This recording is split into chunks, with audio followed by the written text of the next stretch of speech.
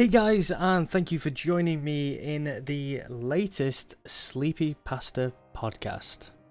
So before I introduce everyone, what I want to say is a massive thank you to everybody that has subscribed. We have just hit the 100 subscriber mark, and I'm overjoyed at that. I can't believe that 100 of you like listening to me read stories.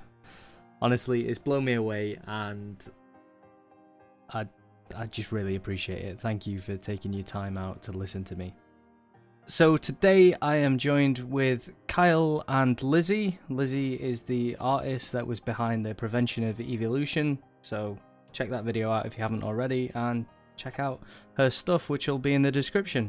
So if you want to introduce yourself, guys. Hello, my name's Lizzie, also known as Rizzy on most online forums. I run Evolution's page and do art, and I'm currently quarantined with a 4-year-old with a lot of energy and my boyfriend. So slightly going insane, but having fun. Hey guys, I'm Kyle. I don't do as much as Lizzie, but I'm one of Luke's longtime friends. It's good to be on the show. Okay, well now we've got that one out of the way. So today we're going to carry on with our theme of ghosts. It's mainly because, you know, we didn't get as much done in the last podcast as I wanted to, just with one person. It's a shame that Jordan can't be here for this one, but if you haven't seen the first one, go check it out. So we're going to carry on with ghosts, and the guests that I've got today have got quite a few stories. So what we'll do is we'll start with their stories. So if we start with Kyle first. Yeah, no worries. I'll probably start with an old story from my family. My uncle, when he was 4, he used to speak to a woman who lived in his bedroom when he was younger. And one day he came down stairs. This was after a wake of my auntie's friend who had died, and he said that she said, you know, she's sorry and she'll miss you. But no one knew. He'd never met this woman or anything like that. And he managed to point her out from a photo album way back, you know, without actually meeting her or anything like that. Oh, is that the story? Is that all done? Yeah, that's done. Okay. I couldn't remember the woman's name. I was like... No. So just to clarify, so you had your granddad spoke to a woman in his bedroom. No, my uncle. Your uncle, sorry, spoke to a woman in his bedroom who was not his auntie. No, so my auntie, who is my uncle's sister. Yeah.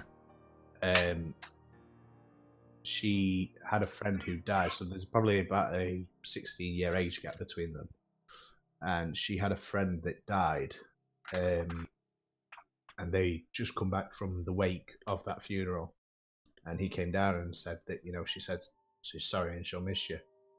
But he'd never met her before, so they got a photo album out, and without prompting him or anything like that, they just said, "Is she one of these people here?"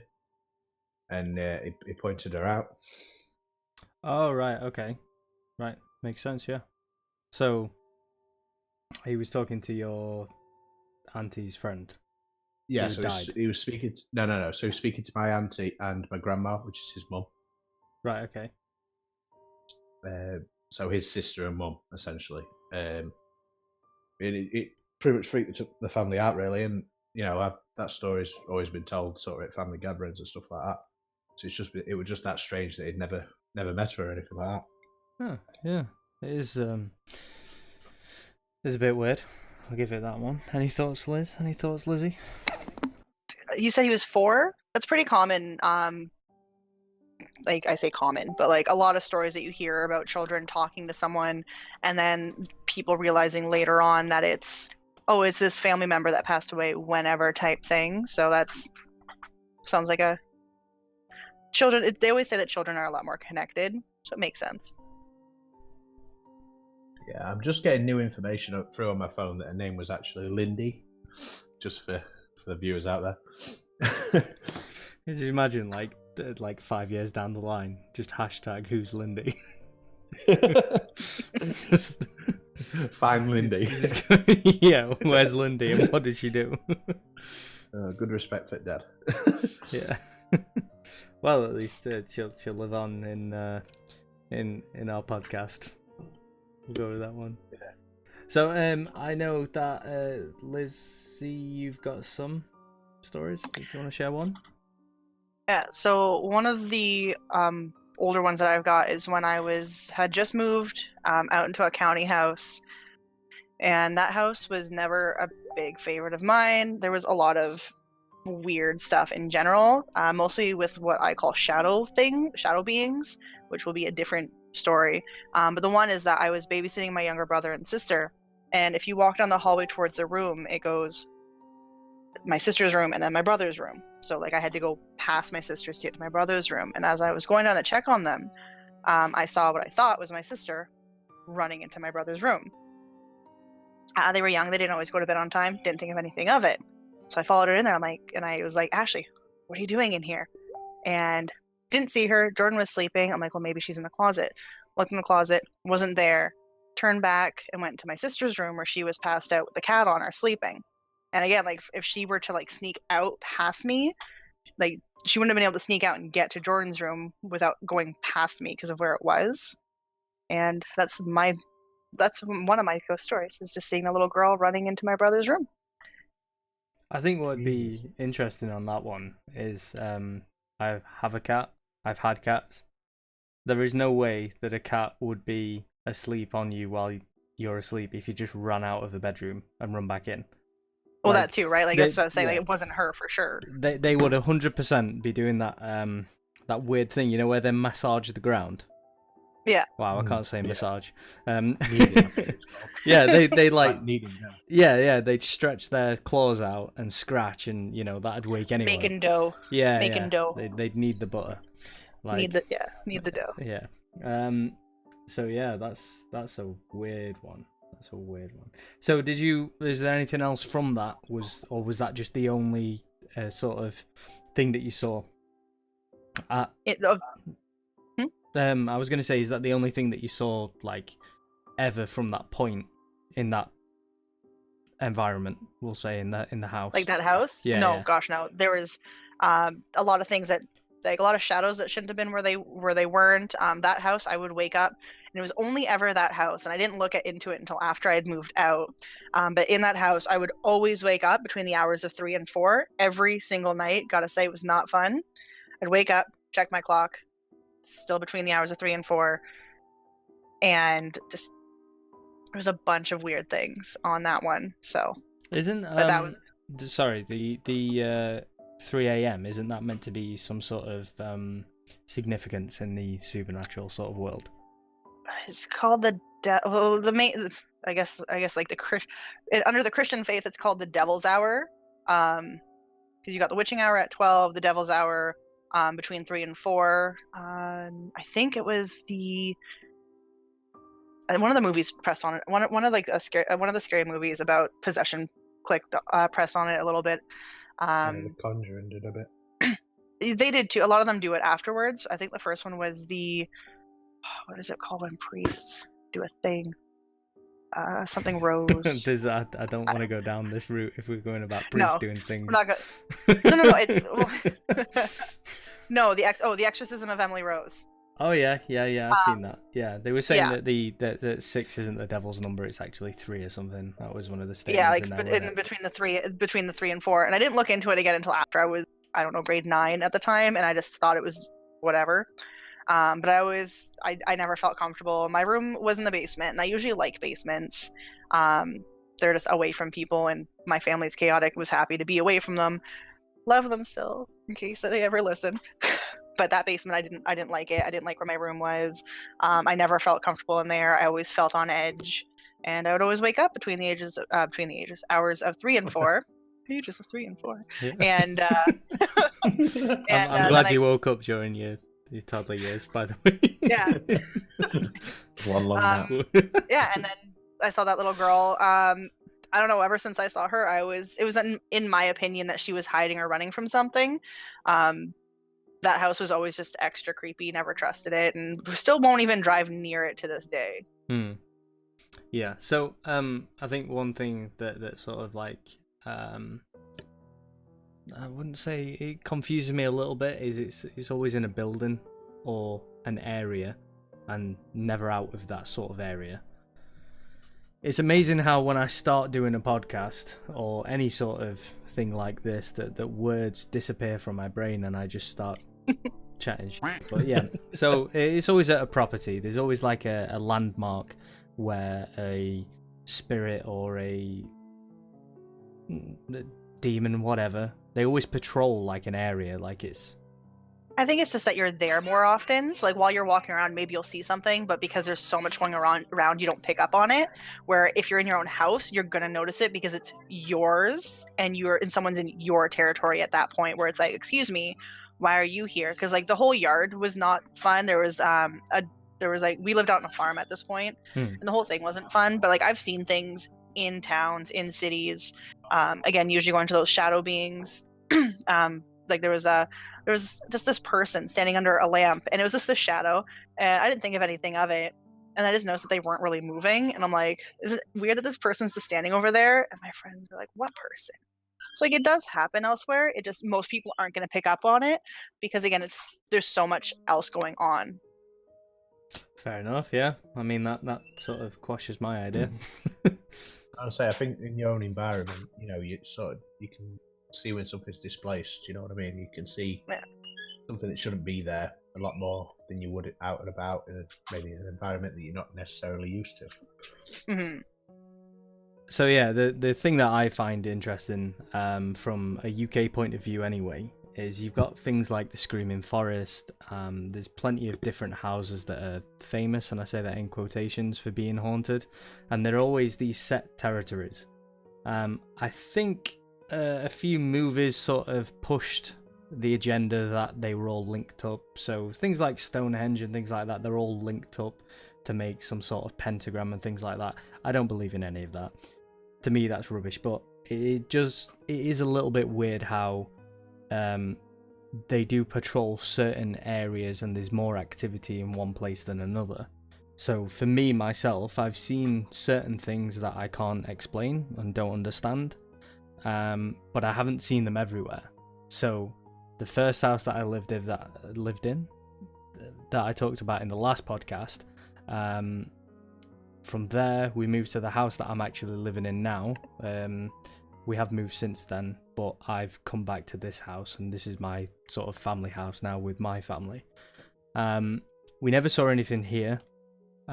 We moved again to where my parents are and where I had my bedroom there, and something happened there.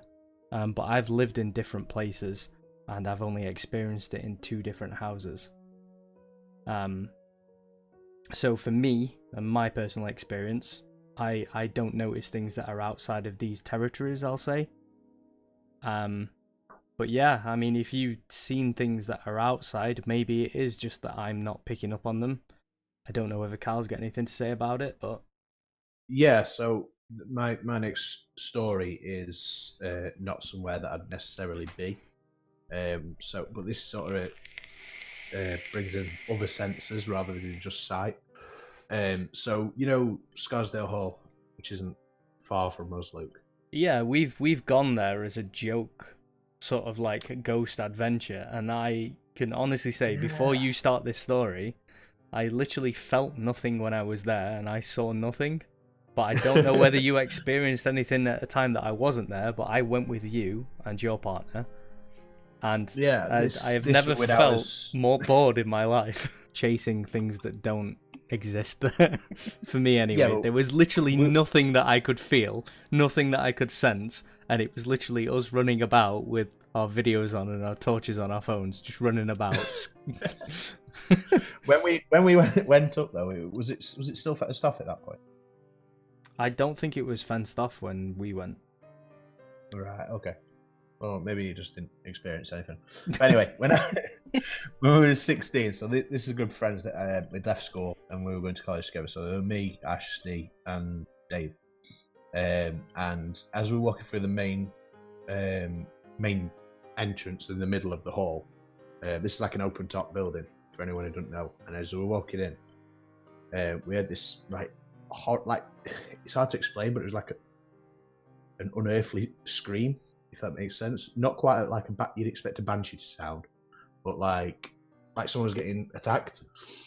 So we ran back out into the main grounds in front of the building, and the panic took over and stuff like that. So we all decided to stand back to back, so we could see sort of every angle in case there was somebody there. And we heard it again, which was really strange. So what we did, we decided we were going to leave, but as we were turning to leave, a stone skipped across the car park, on the gravel. Yeah. Okay, so we didn't actually see anything in terms of shadow or any ghostly figure or anything like that, but obviously we had seen movement that we couldn't explain, and we also heard the screaming that could also not be explained either. Yeah, I mean, it's interesting. I'd love to. So for the people that are actually watching, I'll put up a picture of Scarsdale Hall now anyway, so you can understand sort of the outlay of it. So you said it was open top. So the building itself, from my understanding, I have been there, so I know. Yeah, but it was crap. Yeah, it were crap. But for the stuff that I never saw or felt, I did take in the actual view of the building. So it's like an old church. It is called Scarsdale Hall, but it's like a really old derelict church where the roof's fallen off, and there's metal bars up to keep certain things intact, and you can park up there and go in. I know that place quite well, purely for the fact that my mum's boyfriend, when she was 16, he died and he's buried in the graveyard that's next to that. It could have been him screaming. It could have been him screaming, but he drowned, so I don't think it would have been a reenactment of, that sort of thing. But anyway, so the car park is a gravel car park, as far as the last time I went.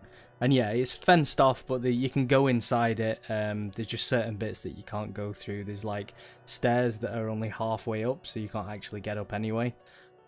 Because the lower end have fallen off and crumbled over time, things like that. So yeah, I mean, a scream, I'd love to debunk it. I'd love to sort of go into it and see what you were seeing at that time and debunk it, just because it does sound interesting. But I know that this is the thing. I was skeptical of the first scream, because obviously there was 4 of us there, so it could have easily been one of them. Yeah, messing about as you will. So that's why part of me made us stand in a circle back to back, and then we still heard it again. Yeah. So yeah, I wasn't going down the route of it could have been one of them. What I was going to go down in is Scarsdale Hall is surrounded by fields, correct? Yes. Surrounded by fields. And a few houses, but other than that, there's a lot of fields. So what I would say, the scream could have been a fox. The Screaming Woods, are they in Nottingham? Yeah, but I hear foxes every night, living where I do. Yeah. It didn't sound anything like that. The fox's scream's more like a barky scream. But I know that the Screaming Woods, in the UK, I can't remember where they are. I'm sure they're south of Nottingham. Smarden? Hmm? Smarden? I'm probably saying that wrong. The Screaming Woods. Oh, yeah. Oh, the Daring Woods? Also known as Screaming Woods, is situated in Kent, between the villages of Smart and... What? That's it then. Yeah, so Smarden, yeah. Nowhere near Nottingham then. But, no, the Screaming Woods themselves, they're said to be a big sort of population of foxes there. So a lot of the screams are actually foxes. Yeah. So... That to me, it could be, it couldn't be, it might not be, The stone throw is a bit weird. I've never seen a fox with opposable thumbs, like... What does the fox scream? Foxes. That was terrible. That was the worst thing I've ever witnessed, and I'm not editing that out. I'm not editing that out. You can get lost. That's staying in. Yes. This is gold. This is content. So yeah. For the views. So yeah. On the outlook, Scarsdale Hall at night is a very scary place. I'm not disputing that. I've been there. The initial thing that I felt when I went up to it was, holy, this is going to be scary. And then I went inside it, and nothing really changed. I had no sense of anything else there other than Kyle trying to run around and scare other people. When we used to go, like at the same sort of time period when we went that time, Yeah, there was always was other late. people up there. It was late when we went, though. It Was it? Yeah, because we went with Ellis. So it was me, Ellis, you, and H. And we went at it must have been 11 o'clock at night.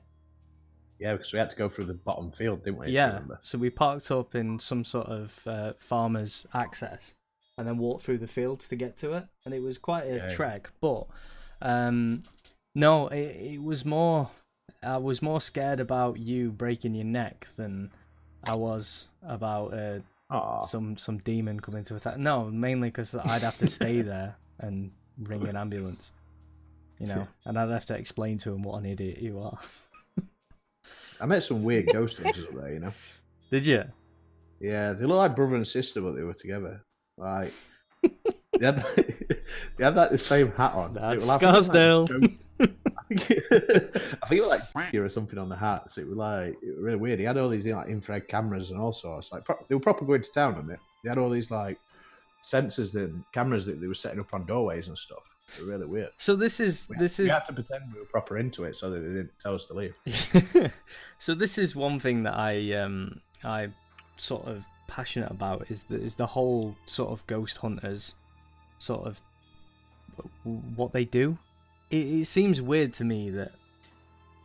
So let's take Ghost Adventures for an example. They have all this equipment. They always talk about some guy that's designed this new supernatural reader. Will say, they've got the spirit box, which is that thing that goes through millions of different frequencies at one time to try and get someone to talk to them and contact them. So this is the thing, they've got all this technology, yet there's still no concrete evidence that what they're hunting is real. I mean, on the other end of that too, they haven't proven that it's...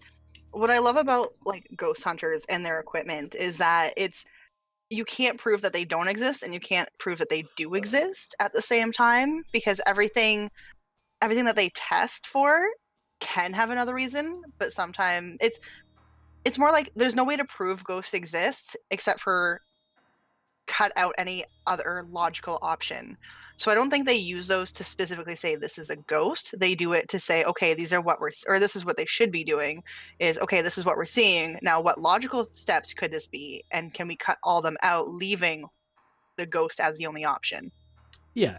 So, I mean, that's good. So, I look at sort of the way that you've looked at ghosts as how I look at, let's say, religion. So, just because there's an absence of truth doesn't mean it has to mean the thing that you want it to. So, just because something can't be explained doesn't mean that there's a higher being that's made that happen. It just means that we don't know why it's happened, but that's the strive in finding things. That's like human nature. We need to find answers for things. So the absence of the knowledge doesn't mean that it's a higher being, or in your case, it doesn't mean that there is a ghost, but it doesn't mean that there is. So we need to it's still up out. in the air, and we don't know if ghosts can actually affect anything in the physical realm, because we don't know what technically a ghost is. We have names, and we have things like, oh, it's the spirit, it's like the inside. What is it though? What is the actual physical aspect or non-physical, whatever part of it that would react to anything that they're having? Sound waves maybe being the only thing that I could actually see working, because anything can make sound based on movement, right? But you'd have to figure out what they are before being able to 100% it, I guess. Yeah, so going from sound waves onto the spirit box that I mentioned, so they cycle through thousands of different frequencies in seconds. So I don't know whether you've seen them or not. They're very loud, and all you can hear is static. But every now and then you do hear a Burger King commercial come through them. Well, that's the way that I describe them, because there's no...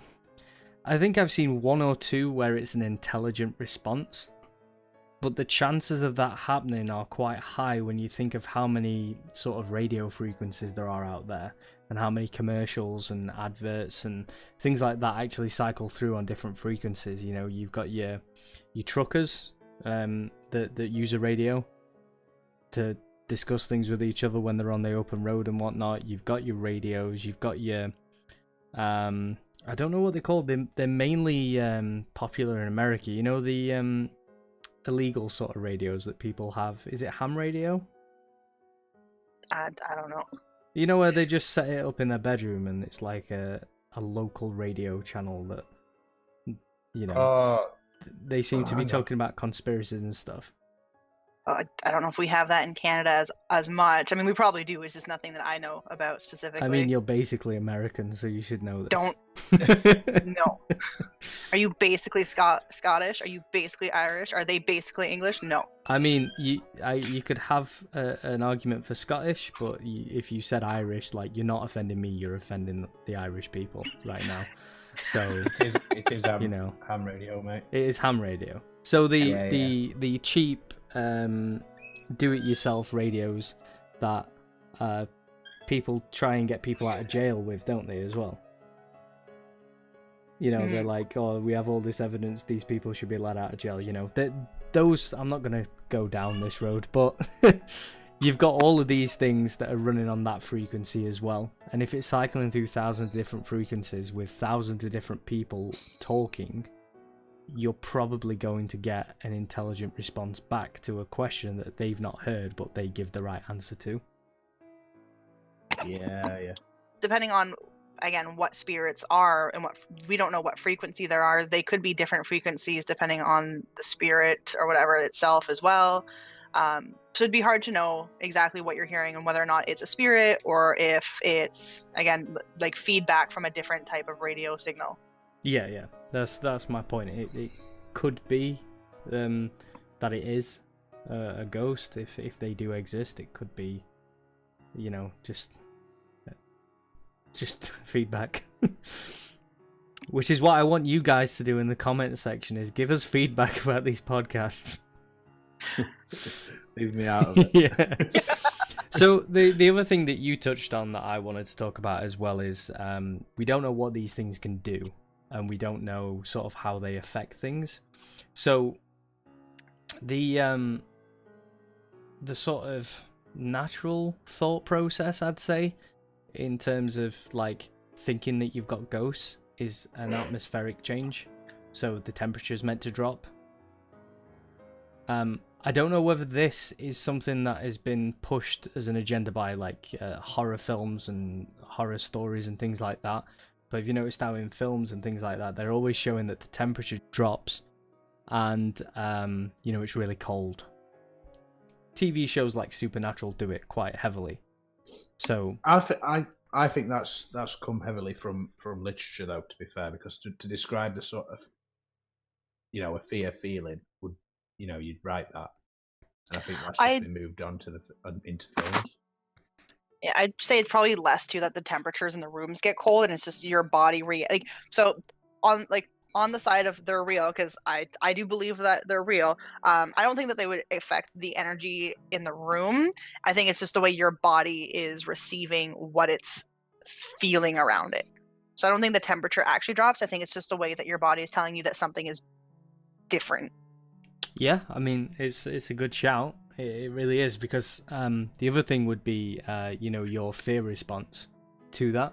So a change that you don't understand, you're instantly fearful, and the shiver down your back is representative of how your body changes when the adrenaline starts flowing through you. So if you fear something, you will have a fight or flight response. Well, the fight or flight response is like our basic instinct. Some people can get over that and then continue on either talking, moving, or whatever. It actually brings me to my second story too, where I was in the house. I was in a house, and I was standing in the doorway between the kitchen and the living room, and then right beside me was the door to the basement. And I don't think the basement door had to do anything. It's more just for visualization. And as I'm standing in that doorway, I'm talking to my friend, and I feel this shiver up my spine, and the fight or flight. I'm just sitting there going, what's like going on? And my friend looks up, and she also can every now and then see things. And she went up and just said, get away from her. And that's pretty much exactly what happened. And afterwards, like once I'd calmed down, she's like, I don't know, there was a dude behind you, but like not like a living one. And like the thing that made me wonder, because like if someone would just say that, like nothing else happened, I'd be like, it was.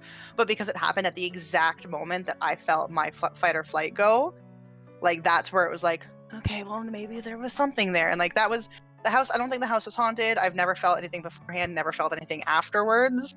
I think it was more just that it could have been something just kind of going through, just passing by. But it was still definitely interesting. It's a weird one. I'll give you that. It's a weird one.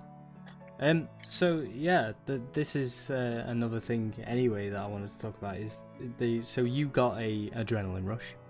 So when I said fight or flight, I forgot to leave in the freeze point where people just stop doing what they're doing and just panic. Well, that's where it's stuck in between the fight or flight, and your body's not sure which way to go yet. Yeah, freeze. I mean, in the real world, not saying that the supernatural world isn't a real one, but something that we know is true. So, like a dog attacks, that response of you freezing and not knowing whether to fight or flight can get you killed ultimately. Whereas, sort of from what we've seen with ghosts and things like that, if you freeze, I've never heard of someone getting killed by a ghost. I've heard rumours that someone might have been killed by a ghost, but there's never any sort of like concrete evidence that that's what's killed them. Whereas you do hear that people get killed by dogs and other animals and predators and things like that. No, I can get that, but like again, there's nothing. Ghosts haven't been proven to be real. It's just based on people who are either are able to see or hear or feel them versus the people that might not be. And a lot of that is, personally, I don't know if it's something that everyone can do or if it's something that some people can do, or if humanity in general tends to, like, if they don't want to see it, they won't see it. And that's with anything. That's with like bullying, whatever. If you don't want to see it, you don't see it. But then that could be technically here as well, or if it's just something that some people can and some people can't. But because it's not something that's provable, you can't say, oh, well, a ghost killed this person. And I don't personally know if I believe that ghosts themselves can actually do that, or if it's just the stress that they can put on people that just causes them to have like mental breakdowns that can cause other things. Yeah, I'm glad you took over because I remembered what point I was going to make. Perfect. Or what question I was going to ask. Is, do we think that the fear response that we get from these unknown things is a naturally occurring fear response, or is it from an external factor? So from movies, are we meant to fear them because of something that we've learned from TV shows and movies? You watch different ghost programs and people get scratched and people get possessed and things like that. And in movies, people die from it. Is that something that we've learned? Is it a learned behavior that we're fearful of the unknown? Or is it a naturally occurring one where it's just a primal instinct to fear that thing, whatever it is?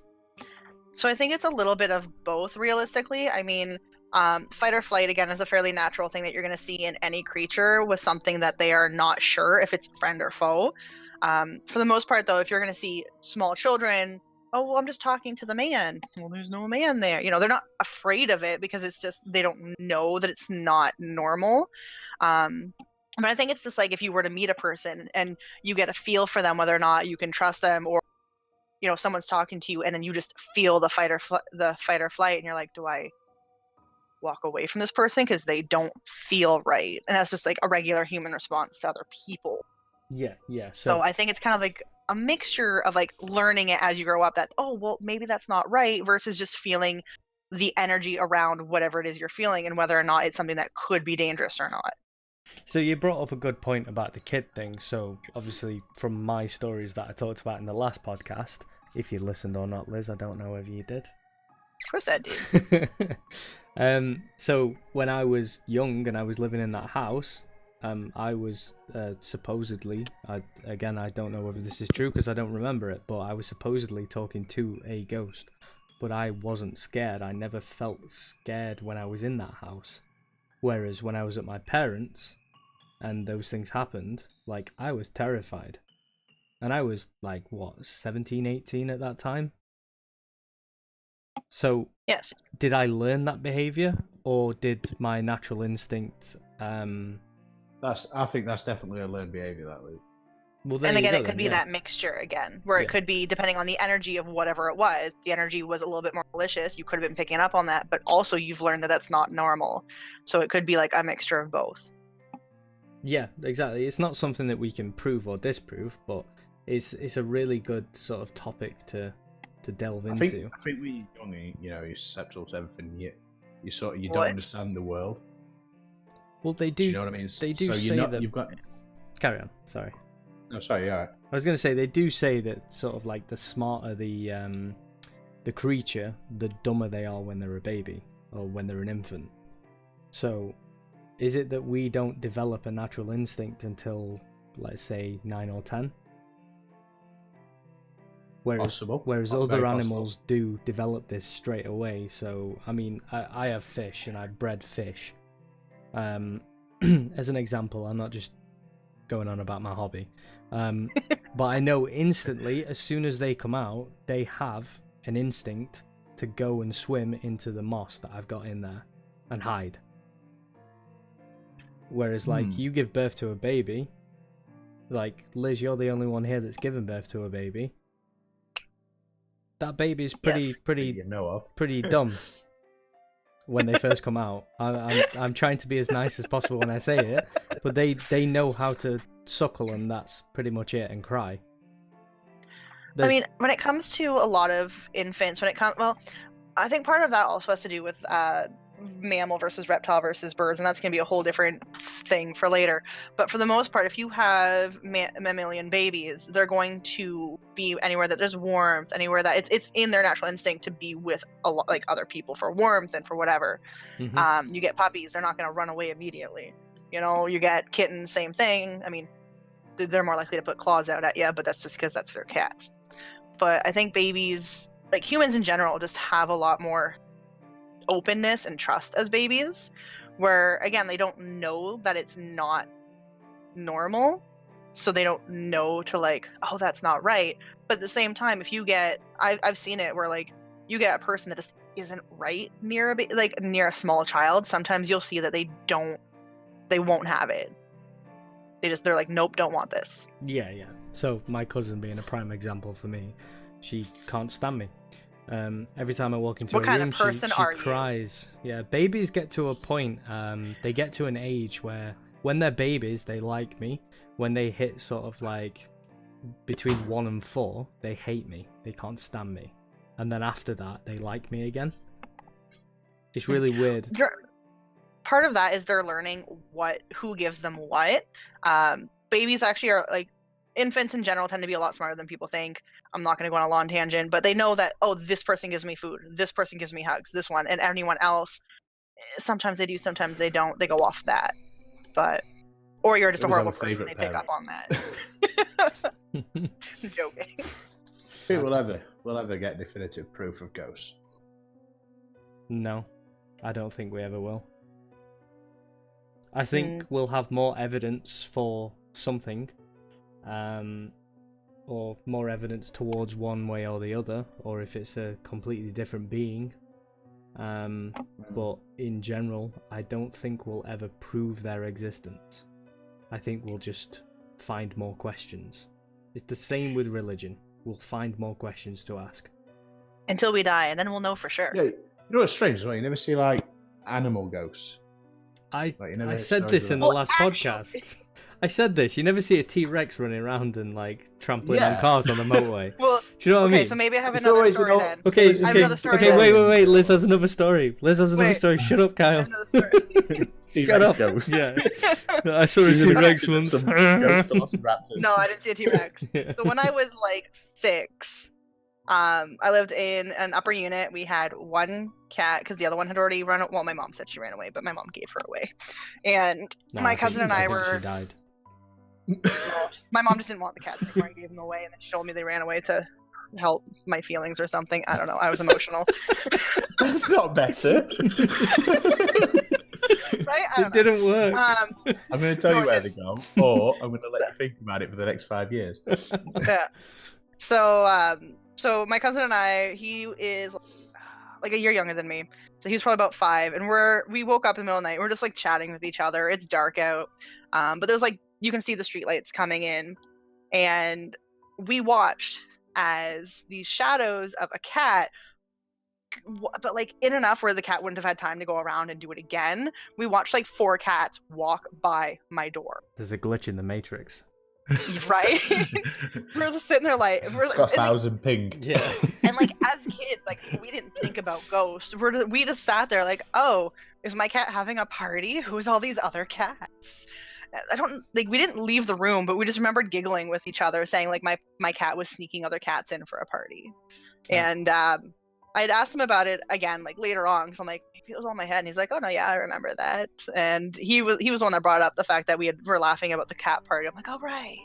So like sometimes things aren't always people. I don't know if those would fit into the shadow things again because they were shadows, but it was also just night. But I've seen things that weren't a black cat. We had a tabby at that point. Ah, okay. Yeah, we had a tabby. And the other cat was a white and tabby mix. So no black cats in that house. So seeing four black cats go by my door, I was confused. Yeah, just a little bit. It's weird. You know, like how certain animals symbolize certain things. So, like the raven has always been associated with death, and you know, supernatural stuff going off. And you know how people say like bugs act differently when something supernatural's going on as well. Would that be something you want to dive down, or? Yeah. So it's interesting that you say that, because the one thing that I wanted to talk about that I forgot about earlier was dogs. It's a good thing you have us around to remind you.